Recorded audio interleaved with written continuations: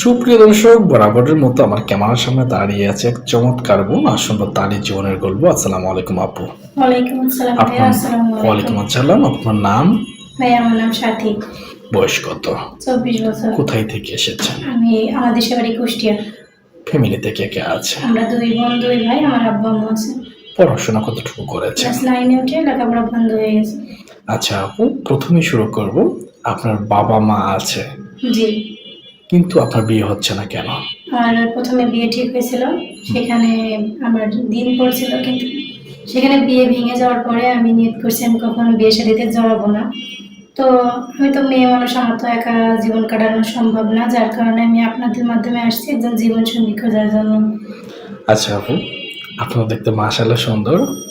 আপনার এলাকায় কুষ্টিয়াতে কোনো মানুষ কি আপনাকে কখনো বিয়ের প্রস্তাব দেয়নি?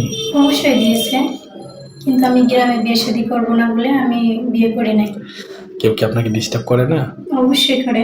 আমার গ্রামের মেম্বার, আমার বলতে খারাপ লাগে, আমার গ্রামের মেম্বার আমার বিয়ে করতে চাইছিল। আমি আরো ভিডিওতে আমার বলা আছে, তো আমি যদি মিথ্যা বলতাম, গ্রামের মেম্বার নেতা কেউ মিথ্যা কথা বলে না, কারণ আমার তো গ্রামে যাওয়া লাগে। তো উনি আমার বিয়ের প্রস্তাব দিছে। ওনার ওয়াইফ আছে, 2টা বাচ্চা আছে। একটা মেয়ে হয়ে তার একটা মেয়ের জীবন নষ্ট করতে পারি না, এই জন্য আমি তার বিয়ে করবো না। চমৎকার ট্যালেন্টটা আপনার। আসলে আজকাল এরকম বুদ্ধি খুব কম মেয়েরই আছে যে আমি একটা মেয়ে অন্য একটা মেয়ের সংসার কিভাবে নষ্ট করব।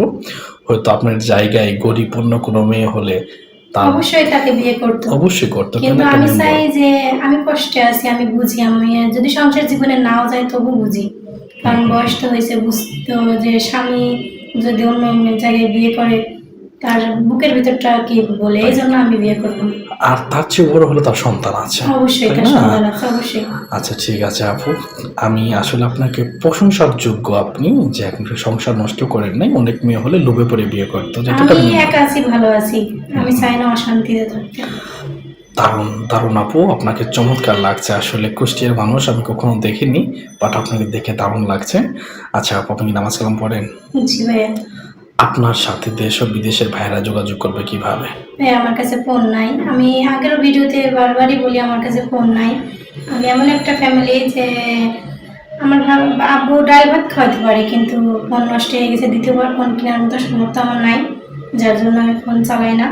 আমার সাথে কেউ যদি যোগাযোগ করে, স্ক্রিনে দেওয়ার নাম্বার আছে, এটা আপনাদের আমাদের অফিস ভাইয়াদের, তো অফিসের এই নাম্বারে আমার একটা ছবি স্ক্রিনশট মেরে পাঠালেই হবে। সুপ্রিয় দর্শক, দেশ ও বিদেশ থেকে যারা ফুটফুটে সুন্দরী 24 বছর তরুণী এক আপু, সাথী আপুর ভিডিও দেখতেছেন, আমাদেরকে ইমো হোয়াটসঅ্যাপে পাঠিয়ে দিলেই যোগাযোগ করিয়ে দেব।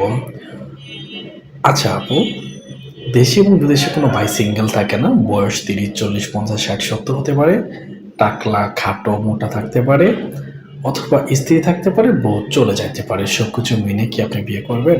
অবশ্যই করবো, কারণ ভাইয়া দুর্ঘটনা মানুষের জীবনে ঘটতেই পারে, আমারও তো ঘটতে পারে। এমন তো হতে পারে আমি একা আছি, এখন বিয়ে হয়ে একটা বাচ্চা হয়েছে, আমার ডিভোর্স হয়ে গেছে, তাহলে কেউ আমার দায়িত্ব নিবে না? অবশ্যই নিবে। আমি বাচ্চা আছে, বয়স বেশি, আমি এটা কিছু মনে করি না, মনে করি ভালোবাসা জিনিসটাই বড়।